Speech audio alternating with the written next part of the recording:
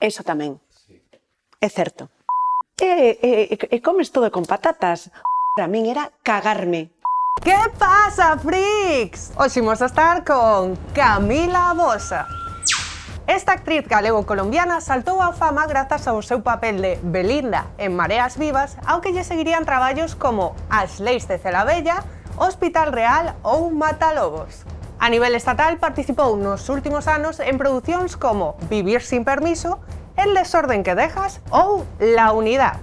Ten ademais unha extensa carreira en teatro e participou en filmes tan míticos como O ano da carracha ou Heroína.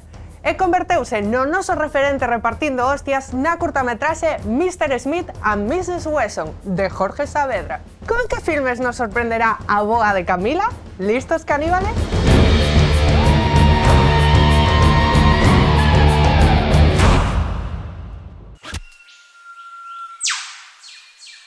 A miña infancia repártese entre Bogotá e Madrid. Teño moitísimas películas porque meu pai levábanos a miña irmá e a min a ver todas as pelis así, todas esas maravillosas pelis dos finais dos 70 e 80, pero vou quedar cunha etapa en Madrid xa de televisión española que facía ciclos de cine musical ou ciclos de cine dun actor-actriz. Entón empezaban, imagínate, no mes de abril era todo dedicado a Fred Astaire ou a tal. A mí encantábame o cine musical.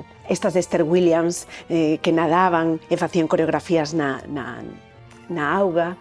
E miña nai dábame cartos e ia ao cine Espronceda, soa, decíame, ponte ao lado de outros nenos ou de familias. É certo que había máis nenos que pandillas de nenos que íbamos ao cine solos. Entón dábame cartos e me acordo de ver que xa era unha peli antigua, El mago de Oz. Eu dixen, que tripi, que significa isto? Como que me parecía moi moderna, en moitos, para min como a nena, para ser unha peli de facía xa unhas décadas. Pero a min o que máis me flipou era ese cambio de blanco e negro a cor, os zapatos de purpurina, o sea, todo este mundo que para min é como unha ventana pop, o sea, de feito é unha película que moitos cineastas a utilizan como, digamos, como estructura para as súas narrativas de películas dos 90s, dos 2000, que sempre se utiliza como o do camiño de baldosas amarelas, como a búsqueda, como vou a un sitio a buscar algo e o mellor pois non o atopo, pero atopo outra cousa.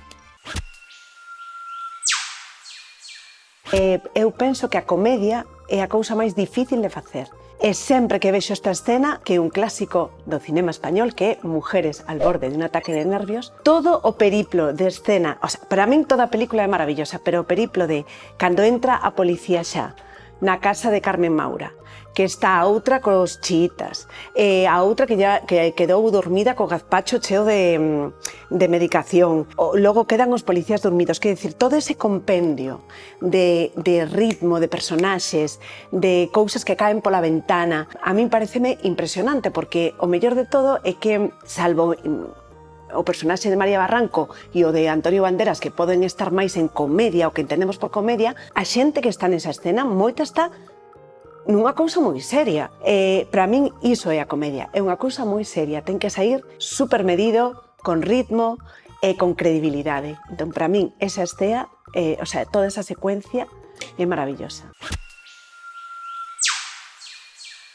Pois mira, un filme que tivo moi boas críticas no seu momento, todo o mundo dicía que non había que perdelo e fumbelo, pero é certo que o mellor eu non tiña o día, era Buenas noches e buena suerte, non?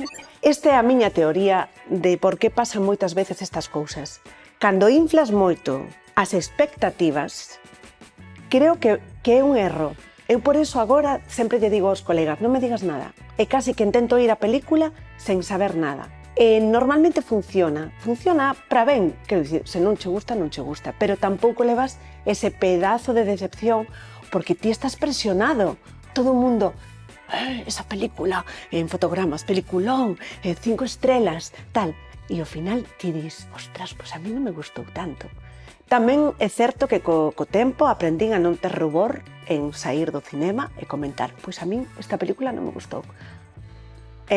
Pasoume con esa película en concreto que non sei, pareceme un pouco ata soporífera.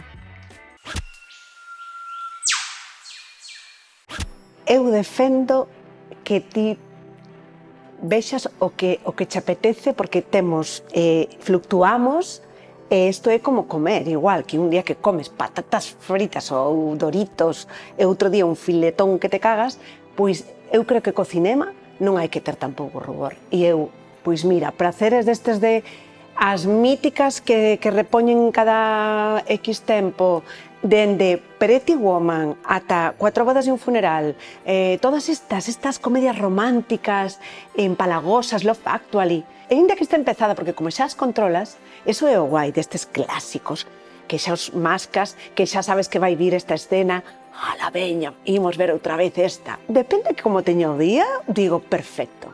E comes todo con patatas. Volves comer a escena da ópera de Pretty Woman, volves comer a de Cuatro bodas e un funeral de merda, quedei dormido, e que chegan as bodas, é tan divertido.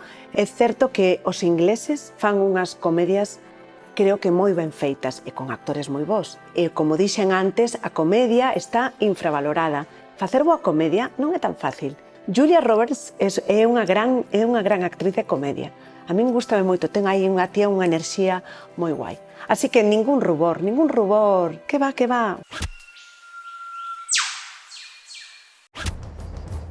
Espérate, que estrés.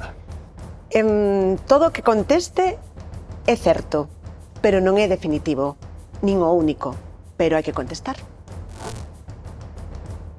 Película de Amadeus, Salieri, que era o que estaba presionando a Mozart para tal, o pai aparecía disfrazado de pai como de un veneciano con máscara negra e capa negra, para min era cagarme. Mira, aínda non naceu alguén como Paul Newman. Mira, vou dicir así xa, porque acabo de ver unha peli del, Joaquín Phoenix. Paréceme impresionante o que fai. Por que non Susan Sarandon? Por que non Woody Allen? Thelma y Luis. Pois un filme para o resto da miña vida. Ai, que nervios! Blade Runner. Veña, un clásico. Bueno, que? Gozache desta entrevista? Contábanos Camila tras as cámaras que hai tempo a confundían coa boa de Isabel Naveira. E pensamos, non molaba unha peli das túas repartindo estopa? Ou non sei, un Thelma e Luisa galega? Se tamén pensades o mesmo entón, dadelle like, compartide e suscribídevos. Xa sabedes, unídevos a nosa tribu, caníbales.